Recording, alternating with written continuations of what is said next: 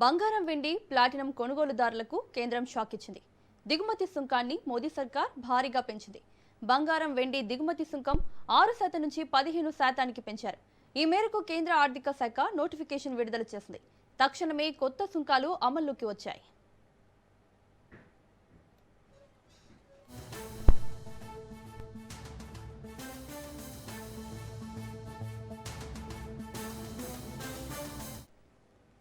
పశ్చిమాసియా సంక్షోభం నేపథ్యంలో కేంద్ర ప్రభుత్వం బంగారం వెండి దిగుమతులకు కళ్లెం వేసేందుకు కీలక చర్యలు చేపట్టింది.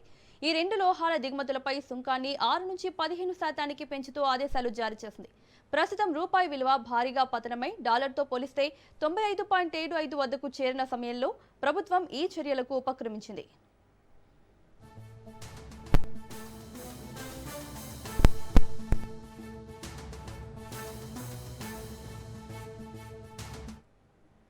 బంగారం కొనుగోలు నిలిపేయాలని ప్రధాని మోదీ ప్రజలకు విజ్ఞప్తి చేసిన తర్వాత కస్టమ్స్ డ్యూటీని పెంచడం చర్చనీయాంశమైంది.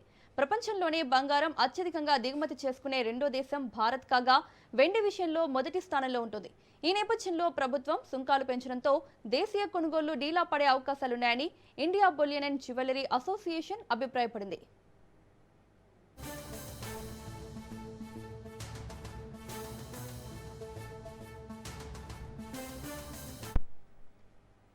భారతదేశం తన అవసరాలకు కావాల్సిన 85% ముడి చమురును ఇతర దేశాల నుంచి దిగుమతి చేసుకుంటుంది.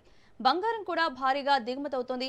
ఏటా 700 నుంచి 800 టన్నుల బంగారం వినియోగిస్తుంటే అందులో దేశీయంగా ఉత్పత్తి అయ్యేది పరిమితమే. అంటే 90% పైగా బంగారం దిగుమతి చేసుకుంటున్నాం. బంగారం ముడి చమురుకు అమెరికన్ డాలర్లలోనే చెల్లింపులు చేయాలి. అంటే మనం ఎంత ఎక్కువగా ఈ రెండు దిగుమతి చేసుకుంటే ఆ మేర మన ఖజానాలో విదేశీ మారకపు నిల్వలు బయటకు వెళ్తాయి. దీనివల్ల అంతర్జాతీయ మార్కెట్లో డాలర్కు డిమాండ్ పెరిగి భారత రూపాయి విలువ పడిపోతుంది.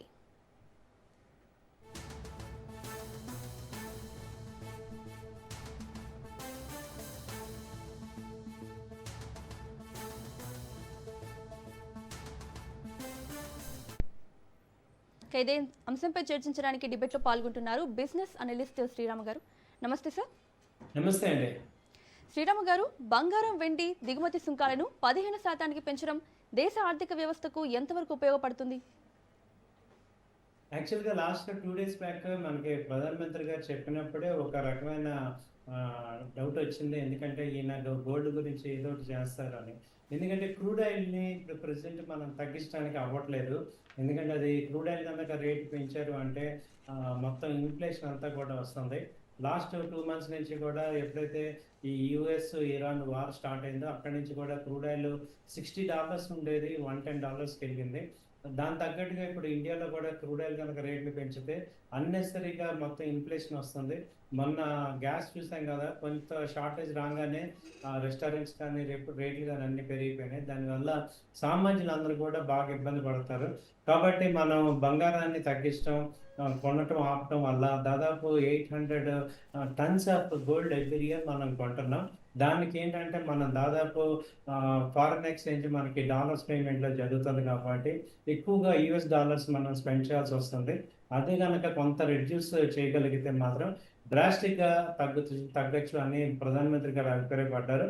అంటే ఈయనకి ఒక డెసిషన్ రావడానికి క్యాబినెట్ పీపుల్ కూడా సపోర్ట్ చేయడం, it is a joint action కాబట్టి ఆయన చెప్పారు. అయితే ఏమవుతుందంటే ఇప్పుడు ఈ గోల్డ్ కొనకూడదు అన్నప్పుడు దాన్ని రేటు పెంచడం అనేది జరిగింది. ఇప్పుడు ట్యాక్స్ పెంచడం దాదాపు 15% చాలా ఎక్కువ ట్యాక్స్ పెడుతుంటే దానివల్ల చాలామంది రేట్లు పెరుగుతాయి. రేట్లు పెరగడం వల్ల కొంత డిమాండ్ తగ్గుతుంది. తద్వారా కొంతన్నా కానీ బంగారానికి బయ్యింగ్కి ఫిజికల్ బయ్యింగ్కి మనం తాళం అడ్డుకట్ట వేయచ్చు అనేది ఆయన ఆలోచన. సరే, మనకేంటంటే ఇక్కడ కరెక్ట్గా ఏం జరిగిందంటే మన అందరి వీక్ పాయింట్స్ మీదే, అక్కడ సెంటిమెంట్స్ మీదే ఆయన ఇది వేశారు. అంటే అందరికీ కూడా గోల్డ్ అనేది ప్యాషన్. మన ఇండియాలో దాదాపు ఇవాళ కాదు, ఒక 5,000 సంవత్సరాల నుంచి కూడా గోల్డ్ కొనడం అనేది మనకు ఒక హ్యాబిట్ అనమాట. అలాంటిది ఇన్వెస్ట్మెంట్ ఆప్షన్ని ఆపమంటున్నారు అంటే ఎక్స్ట్రీమ్ ప్రాబ్లమ్ ఇండియా ఫేస్ చేస్తుంది కాబట్టి దాన్ని నుంచి కొంత ఉపశమనం ఇవ్వాలి అంటే మనంతట మనం స్వీయ నియంత్రణ పెట్టుకోవడం అనేది అవసరం అనేది అర్థమవుతుంది. అలాగే మనం ఎకానమీని చూసిన వాళ్ళందరికీ కూడా ఆల్మోస్ట్ ఆల్ ఎడ్యుకేటెడ్ పీపుల్ అందరికి కూడా మనకు అర్థమవుతుంది. ఇది ఇవాల్టి సమస్య కాదు. లాస్ట్ 5 ఇయర్స్ నుంచి కూడా ఇండియాకున్న మేజర్ ప్రాబ్లమ్ ఏంటంటే ఇంపోర్ట్స్ బిల్ ఎక్కువ అవ్వటం. దానికి రెండే మేజర్ రీజన్స్, బంగారం ఒకటి, క్రూడ్ ఆయిల్ ఒకటి. ఈ 2 కూడా తక్షణమే రెడ్యూస్ చేయటం అనేది చాలా ఇంపార్టెంట్. మనందరం కూడా అది ఒక ప్రాక్టికల్‌గా తీసుకుంటేనే బెటర్ అనిపిస్తుంది. ఎందుకంటే అందరికన్నా కూడా కంట్రీ ముఖ్యం అనేది మనందరం కూడా అర్థం చేసుకుంటే ఇప్పుడున్న సిట్యుయేషన్‌లో అందరం కూడా తల ఒక చెయ్యి ఏసి మనని మనం నిలబెట్టుకోవాలి.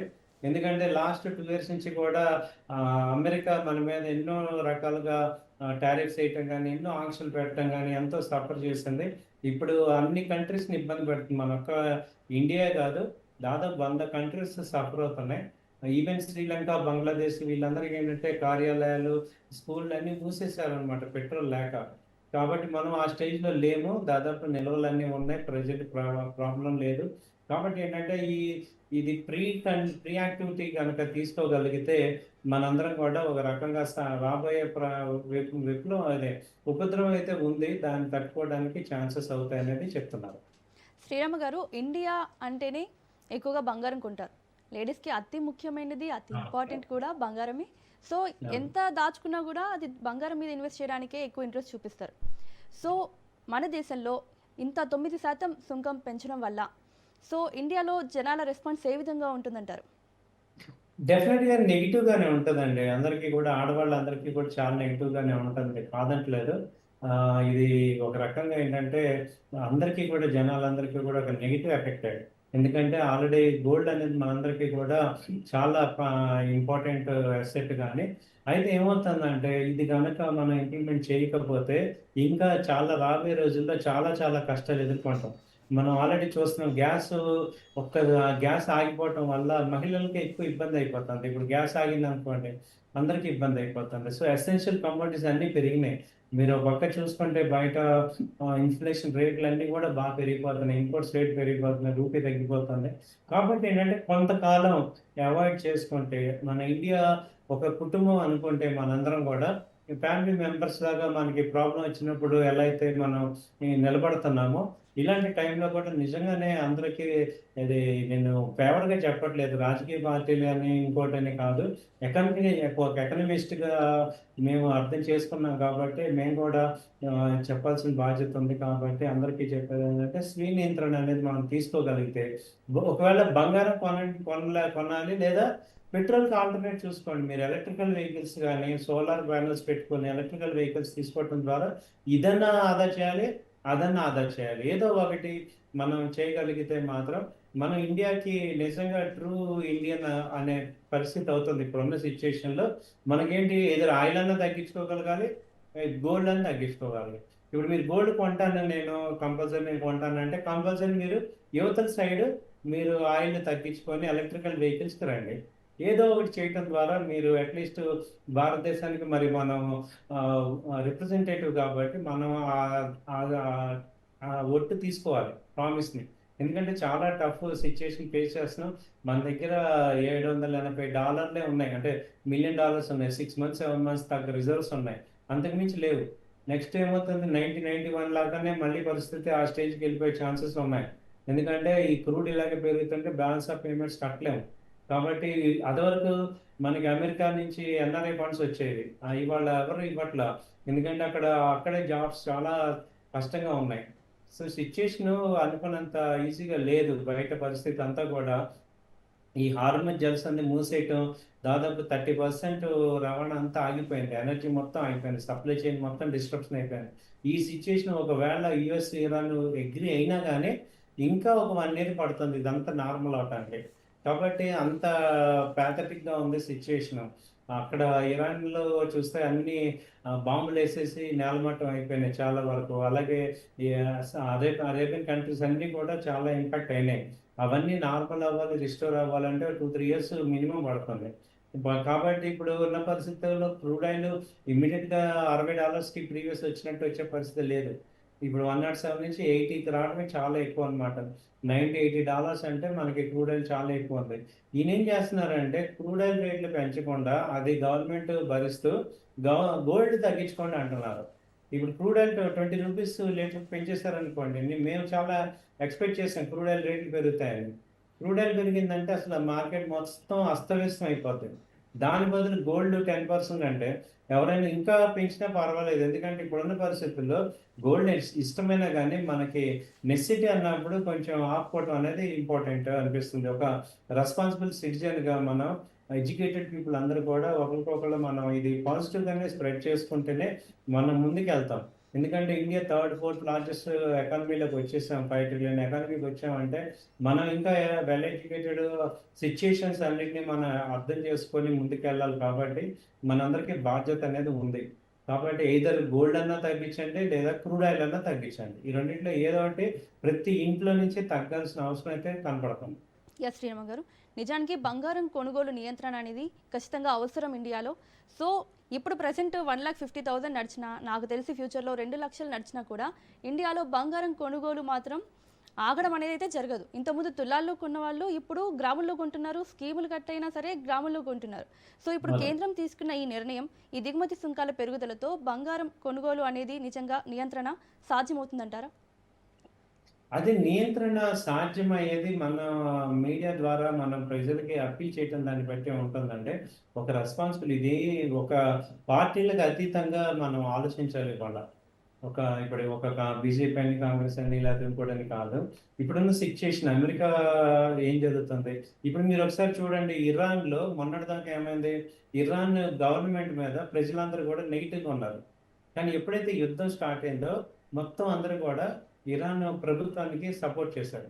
యాక్చువల్‌గా ఇరాన్ ప్రభుత్వం అంటే అందరికీ అక్కడ ప్రజలందరికీ నెగెటివ్ ఉంది. అంటే ఇక్కడ ఏమవుతుంది? బయట నుంచి మనకి ప్రెషర్ వస్తున్నప్పుడు మనందరం ఒకటైపోవాలి. అదే ఇప్పుడు ఇవాళ ఇండియాలో కూడా జరగాలి. ఎందుకంటే గోల్డ్ కొంచెం అవాయిడ్ చేసినా నష్టం లేదు.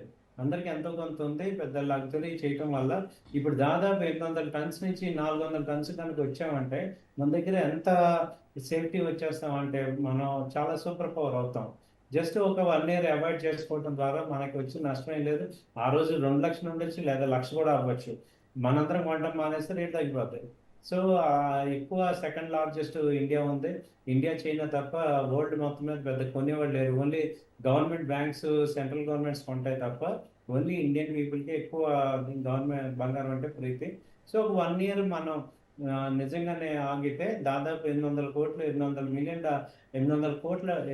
టన్స్ గోల్డ్ ఆగిపోయి 400 అట్‌లీస్ట్ 50% కనుక తగ్గితే మనకి మంచి ఇదవుతుంది. ఎందుకంటే మీరన్నట్టు గోల్డ్ చాలా మనకి ఫ్యాన్సీ.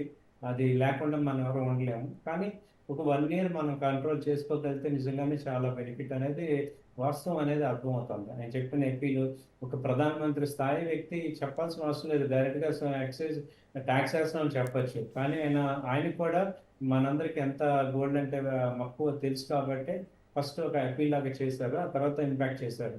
కాబట్టి ఏంటంటే మనం కూడా ఒక రెస్పాన్సిబుల్ సిటిజన్‌గా కొంచెం తగ్గించుకోగలిగితే బావుంటది. సో ఈ దిగుమతి సుంకాల పెంపుతో నిజంగా రూపాయి విలువ పతనం ఆగుతుందంటారా? 100% మేడం. చాలా తక్కువ ఆగుతుంది.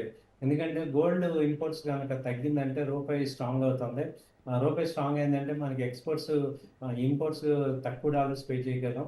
సో దానివల్ల ఒకసారి రూపీ స్ట్రాంగ్ అయిందంటే స్టాక్ మార్కెట్స్ కూడా పెరుగుతాయి. ఇన్వెస్ట్‌మెంట్స్ వస్తాయి. ఆ తర్వాత మనకి కరెన్సీ అప్రిషియేట్ అవుతుంది. దాని తర్వాత అక్కడి నుంచి సెల్ఫ్ సస్టైన్‌టీ డెవలప్ అవుతుంది. సో రూపీ అనేది స్ట్రాంగ్ అవ్వడం చాలా ఇంపార్టెంట్. ఇప్పుడు ఆర్‌బీఐ ఇంటర్ఫియర్ అయ్యి రూపీ కొన్నా కానీ ఉన్న డాలర్స్ తక్కువ ఉన్నాయి. 6 మంత్స్, 8 మంత్స్ వరకే సరిపోతాయి. కాబట్టి ఇలాంటి పరిస్థితుల్లో ఏం చేయాలి? కాబట్టి మనందరం కొంచెం తగ్గించుకోగలిగితే మనకి అందరికీ చాలా బెనిఫిట్ అవుతుంది. అయితే ఎంతవరకు తగ్గించుకుంటాం ఏంటి అంటే నిన్న మొన్నటి వరకు కూడా మన నెగెటివ్‌గా ఉన్న వాళ్ళందరం కూడా ఒకసారి ఆలోచించి ఇదేదో ఒక పార్టీ గాని కాదు. ఒక రెస్పాన్సిబుల్‌గా ఇండియన్ పేట్రియాటిజం లాగా ఫీల్ అయ్యి మనం అందరం కూడా ఈ విషయాన్ని ఫాలో అవ్వగలిగితే బావుంటది. యాక్చువల్‌గా గవర్నమెంట్ ఇంటెన్షన్‌ని క్లియర్‌గా ఇవాళ నాకు అర్థమైంది ఏంటంటే యాక్చువల్‌గా నేను ఎక్స్‌పెక్ట్ చేసింది పెట్రోల్ పెంచుతారని. పెట్రోల్ పెంచితే సామాన్యుడు ఎంతో సఫర్ అవుతారు. అది మనకు తెలిసి ఈ ప్రెషియస్ మెటల్ మీద రేట్ పెంచారు. ఇప్పుడు మీ మామూలుగా గోల్డ్ కూడా ఎవరమైనా ఒకసారి కొంటాం సంవత్సరంలో. ఏదో ఒక రోజు కొనం కదా! కానీ రోజు కొనేది పెట్రోల్.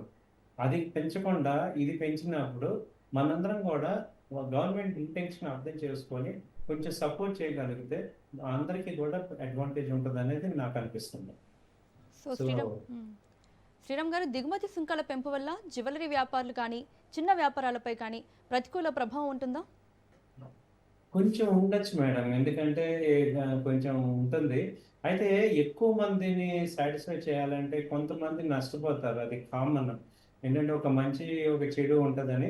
కొంతమందికి ఓకే. ఇప్పుడు జ్యువెల్లరీ సంబంధించిన వ్యాపారాలు వాళ్ళందరూ కూడా కొంత ఇబ్బంది పడుతున్నారు. ఆల్రెడీ పడుతున్నారు. ఎక్కువ సేల్స్ లేవు. అయితే జ్యువెల్లరీ వాళ్ళకి ఇంకొక అడిషనల్ అడ్వాంటేజ్ ఏంటంటే ఈ గోల్డ్ మార్చుకోవటం గానీ, గోల్డ్ ప్లెడ్జ్ పెట్టుకోవటం గానీ, గోల్డ్ ఆర్నమెంట్స్, వెండి ఆర్నమెంట్స్ ఆల్టర్‌నేటివ్ గానీ ఇవన్నీ వస్తుంటాయి. మీరన్నట్టు కొంత సేల్స్ తగ్గొచ్చు. బట్ అది అడ్జస్ట్‌మెంట్ వేరే ఆల్టర్‌నేటివ్ వాళ్ళు కూడా చూసుకునే పరిస్థితి వస్తుంది. సో, అలా మారొచ్చు. కానీ కొంత వాళ్ళ సఫర్ అవుతారని చెప్పేసి ఇప్పుడు దేశం మొత్తం సఫర్ అయిపోతున్నాం.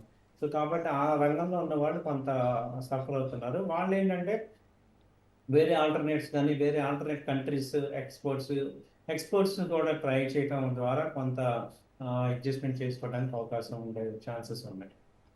సో బంగారం కొనొద్దు అనే ప్రభుత్వ పిలుపు ఆర్థిక జాగ్రత్త లేదంటే మార్కెట్ జోక్యమా? ఇది ఆర్థిక జాగ్రత్తేనండి. ఎందుకంటే ఏ రోజు గూడా ఇది డెమోక్రటిక్ కంట్రీ. ఎవరిని కూడా ఫోర్స్‌ఫుల్‌గా ఇది చెయ్యొద్దు అని అనడానికి లేదు. ఒక పాజిటివ్ పిలుపు ఇవ్వటమే. ఏంటంటే ఒక రిస్ట్రిక్షన్ చేయడానికి లేదు కదా! మన country is a democratic country. అయితే మనందరం కూడా ఆల్మోస్ట్ ఇండియాలో ఇవాళ దాదాపు 70% లిటరసీ ఉందంటే, మనందరం రోజు చూస్తున్నాం, న్యూస్‌లు చూస్తున్నాం. దాదాపు 2 నెలల నుంచి సిట్యుయేషన్స్ ఎలాగున్నాయి అనేది చూస్తున్నాం కాబట్టి, అది గనక మనం లైన్ బై లైన్ అర్థం చేసుకుంటే, మనకు అర్థమైతుంది ఎక్కడ సిట్యుయేషన్ ఎక్కడుంది అని. ఇప్పుడు ఇండియాని మనం ఏంటంటే, ఒక కంట్రీ కాకుండా ఒక ఇల్లు లాగా తీసుకుంటే, మన ఇంట్లో సమస్యొచ్చినప్పుడు మెంబర్స్ అందరం గూడా అర్థం చేసుకొని, లోపల మెంబర్స్ ఎంతమంది ఒకళ్ళకొకళ్ళు పడకపోయినా, మనందరంకి ప్రాబ్లమ్ అన్నప్పుడు కంపల్సరీగా సపోర్ట్ చేసుకోవాలి కదా! ఒకళ్ళకొకళ్ళం. అలాగే ఇలా కూడా తీసుకుంటే ఒక 1 ఇయర్ నిజంగా కొనుక్కోకపోతే పెద్ద కామన్‌గా మనెవరికీ కూడా పెద్ద నష్టమేం లేదు. ఇక కంపల్సరీ మ్యారేజెస్ అలాంటివి జరిగినప్పుడు వాళ్ళకి కొంత తీసుకోవాలి గానీ, నార్మల్‌గా ఇప్పుడు మన ఇంట్లో ఏ ఫంక్షన్ లేదు, ఏదో మనీ ఎక్స్‌ట్రా ఉంది, కొనుక్కోవాలనుకునే వాళ్ళు కొంచెం 1 ఇయర్ అవాయిడ్ చేసుకోవచ్చు. చేసుకోవటం వల్ల ఫిజికల్ గోల్డ్ కొనకుండా డిజిటల్‌లో కొనుక్కోవచ్చు. మళ్ళీ గోల్డ్ డిజిటల్ ఉంది. డిజిటల్ 1 గ్రామ్ ఉంది. అలాగే గోల్డ్ ఈటీఎఫ్ ఉంది. గోల్డ్ బాండ్స్ ఉన్నాయి. సో, డిజిటల్‌కెళ్తే మీకు అడ్వాంటేజ్ సేమ్ మనకొస్తుంది. కాబట్టి ఫిజికల్‌గా కన్నా డిజిటల్‌కెళ్ళటం వల్ల మనకు కొంచెం మనం ఇండియాకి సేవ్ చేసినట్టు అవుతాం. సో, ఇది కొంచెం కష్టమే గానీ 1, 2 సార్లు ఆలోచిస్తే నిజంగా ఎందుకు చెప్తున్నారు? ఏంటి అని ఆలోచిస్తే మనకి కొంత మ్యాటర్ అర్థమవుతుంది. ఒకసారి అర్థమైతే దాన్ని ఇంప్లిమెంట్ చేయటం ఈజీగానే ఉంటది. సో, ఇప్పుడు క్రూడొచ్చి వన్ ₹150కి వెళ్ళిందనుకోండి. ఆటోమేటిక్‌గా ఎలక్ట్రికల్ వెహికల్‌కెళ్తాం మనం. ఆటోమేటిక్‌గా నెక్స్ట్ డే కల్లా. కానీ అక్కడేమవుతుంది అంత ప్రొడక్షన్ లేదక్కడ. అంత సప్లై లేదు. అక్కడ ఎలక్ట్రికల్ చార్జెస్ లేవు. ఇన్‌ఫ్రాస్ట్రక్చర్ ఇంకా డెవలప్ అవ్వలేదు. ఒక్కసారిగా ప్రజలందరూ మీద పడితే ఇప్పుడు ఇండక్షన్ స్టవ్‌లు మొన్న చూసారు గదా! ఒక్కసారిగా మీద పడిపోతే ఏమైపోయింది? స్టాక్ లేదు. అవి బ్లాక్‌లోకి అమ్ముతున్నారు. దానివల్ల సప్లై చైన్ దెబ్బతింది. సో, అలా కాకుండా ఫేజ్ వైస్‌గా ఇండియాలో ఎప్పుడైనా మార్పులన్నీ కూడా ఫేజ్ వైస్‌గా రావాలి. ఇప్పుడు ఎలక్ట్రికల్ వెహికల్‌కి ఫేజ్ వైస్‌గా వస్తుంది. సో, రాబోయే 2 సంవత్సరాల్లో అందరం కూడా ఈ ప్రతి ఇంటికి కూడా సోలార్ ప్యానెల్లు అలాగే చార్జరు, ఎలక్ట్రికల్ వెహికల్ కంపల్సరీగా వచ్చే ఛాన్సెస్ ఉన్నాయి. ఎందుకంటే ఇండియా లో సూపర్ పవర్ అవ్వాలంటే ఈ క్రూడ్ ఒకటి కంపల్సరీ తగ్గాలి. అందరం కూడా దాని మీద వర్క్ చేయాల్సిందే. దాన్ని రిడక్షన్ చేసుకోవాల్సిందే. అప్పుడు గాని మనం ముందుకెళ్ళలేం. ఎందుకంటే యూత్ గాని వాళ్ళ అందరం కూడా ఇంత హై ఇన్‌ఫ్లేషన్ ఒక వరల్డ్ మొత్తం చూసుకుంటే నిజంగా ఇండియానే కంఫర్ట్‌గా ఉంది. ఎక్కడ చూసినా ఏదో గొడవలు, ఏదో ఒక డిస్టర్బెన్స్‌లు, అన్‌సర్టనిటీస్. ఓన్లీ ఇండియాలోనే అందరం సేఫ్‌గా, హ్యాపీగా ఉన్నాం. కాబట్టి అందరం కూడా ఇలాగే ఉండాలి అంటే మనం కూడా కొంత అవేర్‌నెస్ ఎకనామిక్ అవేర్‌నెస్ అర్థం చేసుకొని దానికి తగ్గట్టుగా మనందరం మార్చుకోగలిగితే మనం చాలా సేఫ్ ఇండియా, సేఫ్టీ ఇండియా లాగా అవ్వగలం. Yes sir. సో ఈ దిగుమతి సుంకాల పెరుగుదలతో భారతీయుల పెట్టుబడి అలవాట్లలో బంగారం ప్రాధాన్యం తగ్గించే సమయం వచ్చిందనుకోవచ్చా? బంగారం తగ్గించే సమయము మీరు చాలా స్ట్రైట్‌గా క్వెషన్స్ అడుగుతున్నారు. నిజంగంటే కొంచెం యెస్ అని చెప్పాలి. ఇప్పుడు బంగారం ముఖ్యమా? ఇండియా ముఖ్యమా? అని ఆలోచించుకోవాల్సిన పరిస్థితొచ్చింది. సో, అలాంటప్పుడు మనం ఇండియానే ముఖ్యం. హ్మ్. ఇవాళ ప్రధానమంత్రి గారి కోసం మనం చేయట్లేదు. మనం ఇండియా ఇండియా కోసం కోసం చేస్తున్నాం. చేస్తున్నాం. హ్మ్. సో, ఇండియా ముఖ్యం అని మనం అనుకున్న వాళ్ళందరం గూడా బంగారం మనకి యాంటీ అవ్వాల్సిందే. ఇంకొక ఆల్టర్‌నేట్ చూసుకోవాలి. ల్యాండ్ గానీ, లేకపోతే యెస్. గోల్డ్ ఈటీఎఫ్స్ కానీ, లేకపోతే ఇంకోటి ఏదైనా చూసుకోవాలి మనకి. ఎందుకంటే ఇండియా ముఖ్యం. కాబట్టి మనం ఇండియన్స్ కాబట్టి మనం కొంత తగ్గించుకోవాల్సిన అవసరం ఉంది. ఎందుకంటే ఇండియాలో అది ప్రొడక్షన్ లేదు. గోల్డ్ ఇండియాలో ప్రొడక్షన్ అవ్వట్లేదు. దానివల్లే మేజర్ ప్రాబ్లమ్. అదే ఇండియాలో ప్రొడక్షన్ అనుకోండి, ఇబ్బందేం లేదు మనకి. ఇప్పుడేమైంది, ఇండియాలో ప్రొడక్షన్ లేదు. బయట నుంచి రావాలి. ప్రతి దానికి డాలర్స్‌లో పేమెంట్ చేయాల్సొస్తుంది కాబట్టి, డాలర్ అన్నెసెసరీ మనం దాన్ని స్ట్రాంగ్ చేస్తున్నాం. యాక్చువల్‌గా డాలర్‌ని స్ట్రాంగ్ చేసేది ఎవరంటే ఇండియన్సే. కానీ అటు క్రూడ్ కొంటున్నాం, ఇటు గోల్డ్ కొంటున్నాం. 2 డాలర్ మీద కొనాల్సొస్తుంది. అంటే మన కంట్రీ యొక్క కరెన్సీని మనమే తగ్గించుకుంటున్నాం. యెస్. అది మనందరం ఒకసారి అవేర్‌నెస్ అందరికి క్రియేట్ చేయగలిగితే, మనని మనం తగ్గించుకోవటం ఎంతవరకు అవసరం? మన రూపీ స్ట్రాంగ్ అవ్వాలి. మన ఇండియా గ్రో అవ్వాలి అంటే, మనం ఈ రెండిటి మీద కొంత కంట్రోల్ చేయగలిగితే మనం గ్రో అవుతాం. యెస్ ఇది సార్. పాజిటివ్‌ని తీసుకుంటేనే మనందరం ఒకసారి 1, 2 సార్లు ఆలోచించి ఈవెన్ లేడీసే మెయిన్ మహిళలందరూ ఆలోచించి అందరికన్నా ఇంపార్టెంటు ఇండియా కాబట్టి మళ్ళీ మనం రెసిషన్‌లోకెళ్ళిపోయి మళ్ళీ మనం ఇవాళ దాదాపు ఈ 10 సంవత్సరాల నుంచి అందరం కొంచెం ఒక హ్యాపీగా బతుకుతున్నాం. ఒక రూ. 1,00,000 సాలరీ తీసుకోగలుగుతున్నాం. కొంచెం లగ్జరీగా బతకగలుగుతున్నాం. అనుకున్నవి కొనుక్కోగలుగుతున్నాం. ఈ గత 10 ఏళ్ల నుంచే మనందరం కూడా ఒక రకమైన కంఫర్ట్ లెవెల్‌కి రాగలుగుతున్నాం. మళ్ళీ అదంతా పోయి వెనక్కెళ్ళిపోయి రెసిషన్‌లోకి వెళ్ళిపోయిందంటే ఇంకా ఉపయోగం ఏముంది? కాబట్టి మనం కొంత నార్మల్ చేసుకోగలిగితే ఇంకా బెటర్ కదా! సో, మహిళలందరూ కూడా ఒకసారి ఆలోచించి ఇది ఎవరి కోసమో కాదు, మన కోసం మనం చేసుకోవటం అనేది పాజిటివ్‌గా తీసుకుంటే ఒక 1 ఇయర్ నిజంగానే తీసుకుంటే మనం చాలా స్ట్రాంగ్ అవుతాం. సో, గోల్డ్‌కి ఇప్పుడు నెక్స్ట్ ఏంటి రిప్లేస్‌మెంట్ ఏంటి? ఆల్టర్‌నేట్ ఏది తీసుకోవాలనేది కొంచెం ఆలోచించుకోవాలి మహిళలకి. సో, ఆల్టర్‌నేట్ ఏంటి అనేది కొంచెం హ్యాపీనెస్ ఇచ్చేదేంటి అనేది 1 గ్రామ్ గోల్డ్ గాని ప్రెజెంట్ 1 గ్రామ్ గోల్డ్ అనేది తీసుకోవచ్చు. టెంపరరీగా ఏదైనా ఫంక్షన్స్‌కి వాటికెళ్ళేటప్పుడు అలా చేసుకోవచ్చు. ఫ్యాషన్స్ గోల్డ్‌తోనే 1 గ్రామ్ గోల్డ్ ఉన్నాయి కాబట్టి, అవి కూడా చేసుకోవటం వల్ల ఒక 1 ఇయర్ గడిపామనుకోండి. తర్వాత బాగా ఎంజాయ్ చేయొచ్చు. అంతే అంటారు. సో ట్రాన్స్‌ఫర్మేషన్ అనేది అంత ఈజీ కాదులెండి ఇండియాలో. సో చమురు నుంచి మనం ఎలక్ట్రానిక్ సైడ్ ఎళ్ళాలన్నా, బంగారం నుంచి ల్యాండ్ సైడ్ ఎళ్ళాలన్నా కూడా ఇంకా అవేర్‌నెస్ రావాలి. వచ్చినప్పుడే అది సాధ్యమవుతది. సో ట్రాన్స్‌ఫర్మేషన్‌కి ఎప్పుడైనా టైం పడతది. సో వెయిట్ చేద్దాం.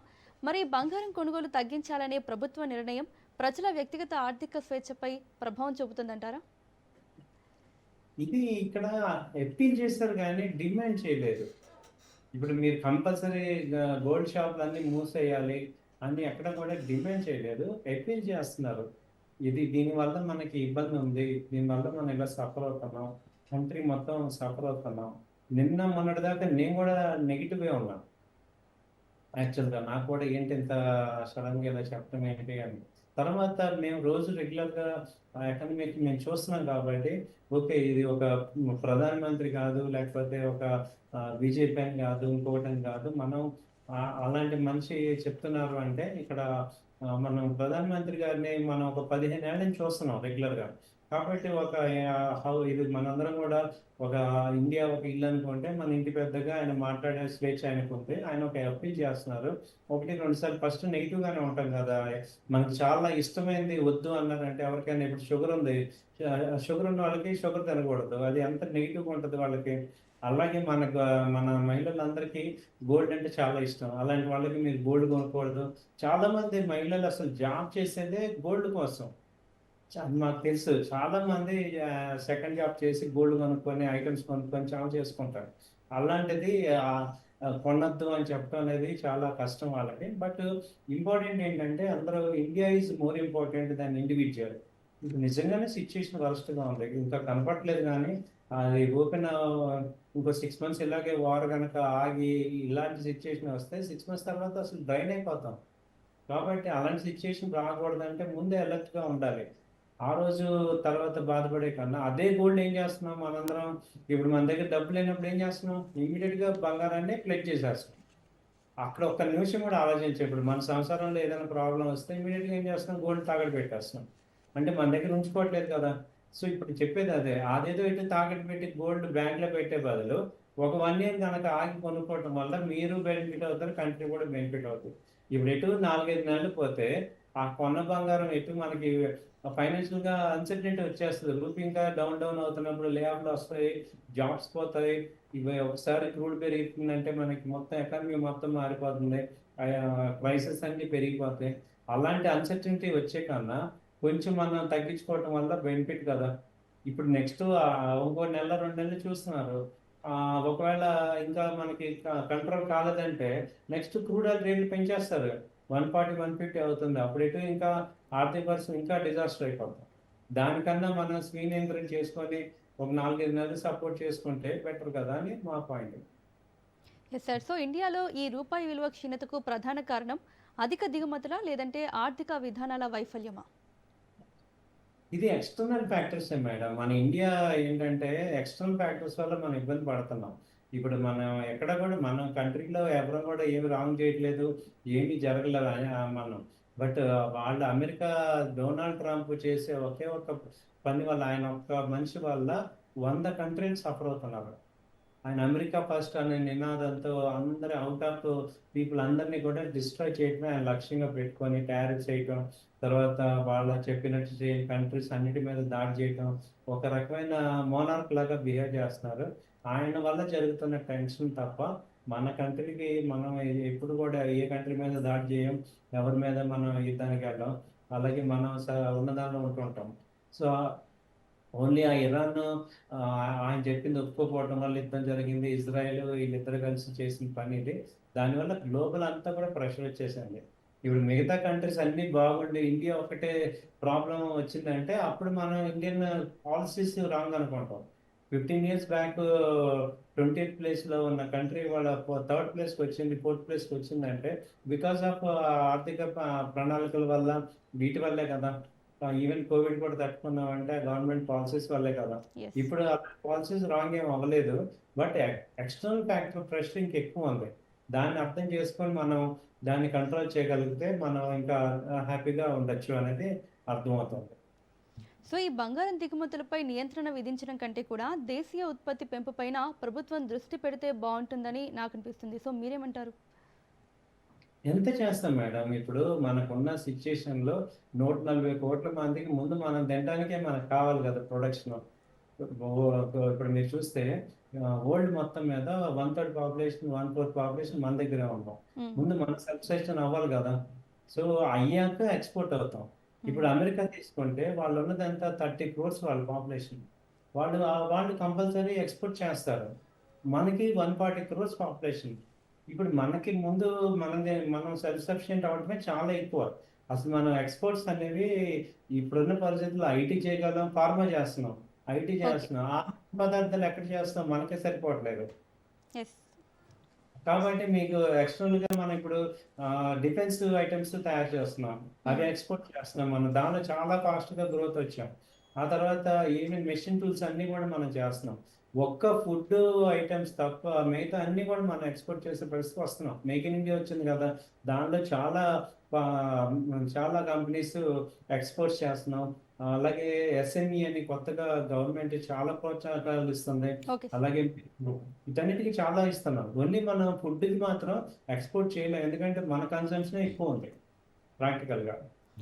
Okay sir. డిబేట్లో పాల్గొన్నందుకు థ్యాంక్ యూ సో మచ్. ఇది వాళ్ళ స్పెషల్ డిబేట్. చూస్తూనే ఉండండి రాజ్ న్యూస్.